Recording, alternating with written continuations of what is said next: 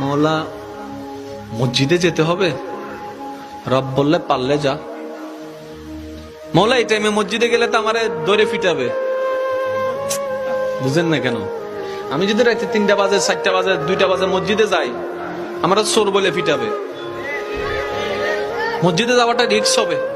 রব্বে করিম বলে মসজিদে না পারবি না, আল্লাহ পারবো না, তাহলে যা ঘরে যা, যাই নামাজ বিছা। বলে যে যাই নামাজ বিছালে তো বউ বুঝে ফেলবে আমি বাটপারি করছি। কথা বলেন না কেন? মওলা বউ বুঝে ফেলবে, মা বুঝে ফেলবে, নিশ্চয় কোন একটা অঘটন ঘটাইছি, সেজন্য যাই নামাজে বসে কান্না করছি, তাহলে তো ইজ্জত ফানসাদ। রব্বে করিম বলে মসজিদও পারবি না, যাই নামাজে পারবি না। মওলা কেমন জানি লাগছে। রব্বে করিম বলে ঠিক আছে, আমি আল্লাহ কতটুক মায়া মহব্বত করি তোকে, তুই তো বুঝতে পারস নি এতদিন, আজকে বুঝার চেষ্টা কর। মসজিদে যাওয়া লাগবে না, যাই নামাজ বিছানো লাগবে না, ওযু করা লাগবে না। তোর যদি এতই প্রবলেম হয়, জবানটাও খোলা লাগবে না।